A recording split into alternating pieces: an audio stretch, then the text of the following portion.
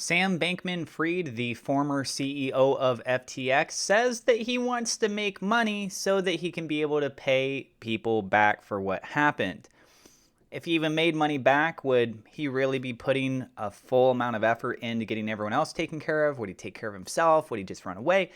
A lot of things to really wonder about and speculate on this because it's very hard to read this guy. We have an article here. This is from bbc.com. I will have a link down in the description below. I'll share my thoughts and opinions on this at the end of the video. I am not a financial advisor. This is not financial advice. Everything I'm sharing is my own opinion. It's my own research. I highly encourage you guys to go do your own research. And with that being said, let's go ahead and dive on into the news. First up here, Sam Bankman-Fried, I hope to make money to pay people back.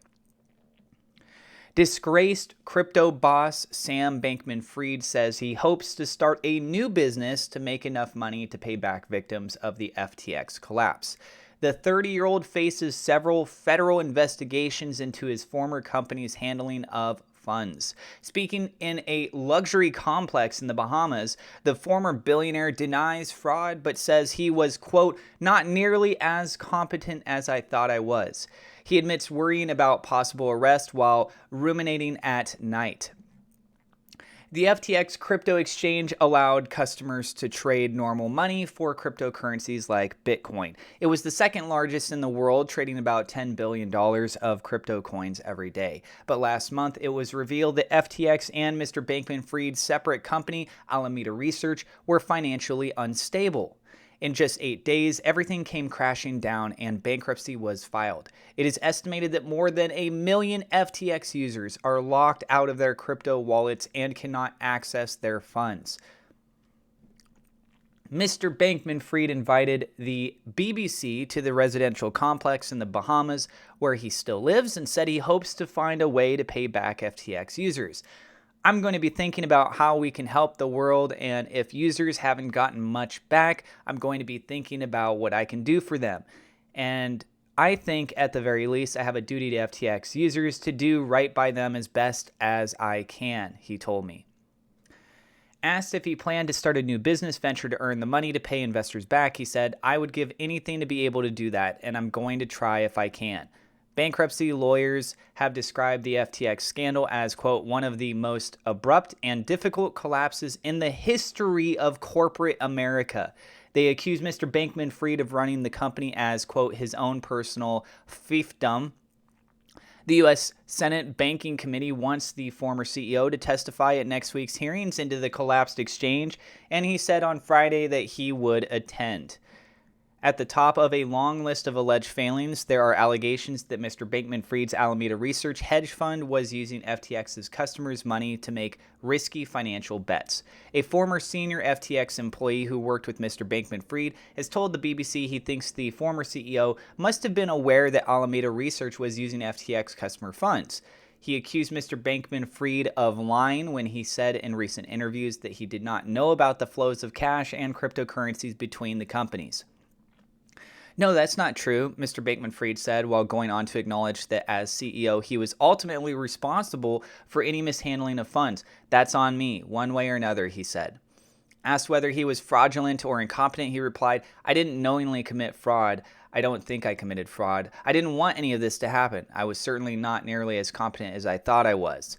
The American has conducted 9 lengthy self-critical interviews in the last 6 days. His team says they've had to relocate to an unknown location in the luxury resort where he lives because of, quote, security concerns. Reporters have taken pictures of him in his apartment with telescopic lenses from the sea, and at least 2 YouTubers have managed to sneak into the complex to film videos. Mr. Bankman-Fried, who comes from a wealthy family, claims to be concerned about his own personal finances with no access to his bank accounts and less than $100,000 left.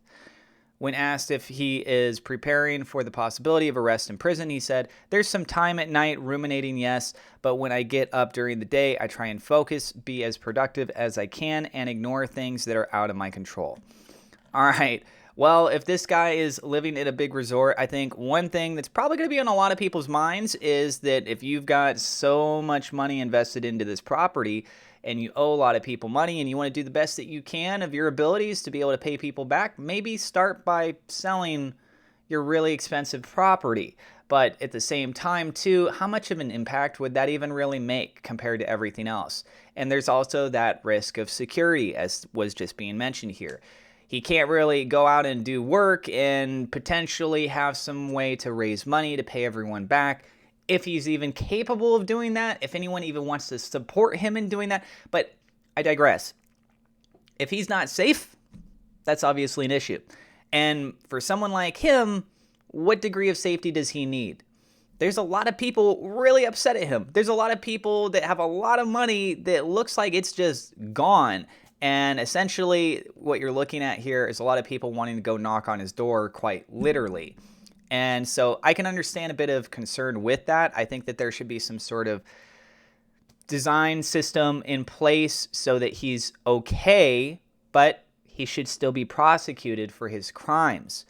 I don't want to see people getting violent physically and going in and trying to attack him, etc. People are nuts, right? But for the actions that he's done, very much looks like he is accountable for this, and he's essentially saying that he's held accountable for this, but he's trying to allude to the fact that maybe it wasn't fraud, but it looks very, very shady regardless. And what I would kind of think would be a good direction, maybe you guys can correct me if you think that I'm wrong on this, but there's a lot of different apartment complexes where they have security, right? So you have either somebody that's waiting at the front desk, that's an actual security guard, or maybe even just the fact that you've got a fob trying to get into the building itself. Like, is that not considered to be enough security? You guys let me know what you guys think in the comments down below. And when you have 1 million customers that are locked out of FTX, if you sold the property for $1 million, what, you give everyone that's locked out of their account $1?